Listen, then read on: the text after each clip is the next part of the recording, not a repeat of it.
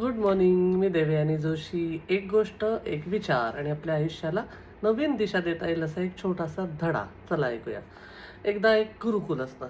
त्या गुरुकुलातले सगळे विद्यार्थी विचार करतात, की गुरुजींना एक प्रश्न विचारायचा आहे आज. मग जसं ते गुरु येतात त्यांचे, ते मुलं प्रश्न विचारतात, की जगात सगळ्यात शक्तिशाली काय आहे? तर ते गुरु खूप चिडतात त्या मुलांवर. म्हणतात, "हे काय अनाप-शनाप बोलताय? ही काय वेळ आहे का हा प्रश्न विचारायची?" असं चिडचिड करतात आणि चालले जातात.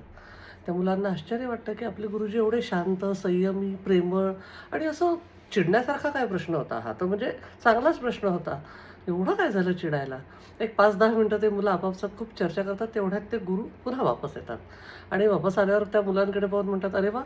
मला तुमचा इतका अभिमान वाटतोय. तुम्ही किती चांगली मुलं आहात. तुम्ही 5-10 मिनिटाचा पण वेळ वाया नाही जाऊ दिला. ज्ञानार्जनाच्या गोष्टी करताय, आत्मज्ञान वाढवण्याच्या गोष्टी करताय." ते मुलं एकदम खुश होतात. ते गुरुजी म्हणतात, "तुम्हाला समजलं का? मी जेव्हा चिडून गेलो काहीतरी बोलून, तेव्हा तुम्हाला माझा राग आला आणि तेच तुम्ही जेव्हा मी तुमची तारीफ केली, तर तुम्हाला भरून आलं." म्हणजे सगळ्यात शक्तिशाली काय आहे, तर आपले शब्द, आपली वाणी, आपली भाषा आणि आपल्या बोलण्याचा टोन. कसं असतं आपल्या पण लाईफमध्ये आपल्याला हे असे खूप अनुभव येतात. जे लोकं खूप बडबडे असतात माझ्यासारखे, त्यांना तर येतात, की खूपदा आपण बोलून माती खातो.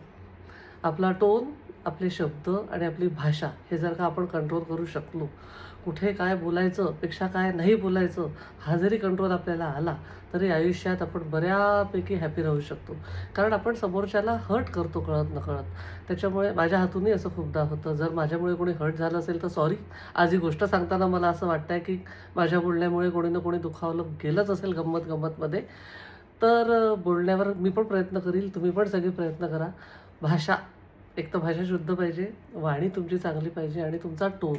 प्रेमाने जग जिंकता येतंच. त्याच्यामुळे चांगलाच टोन ठेवून सगळ्यांशी वागा. प्रत्येकाला आपला सेल्फ रिस्पेक्ट असतो.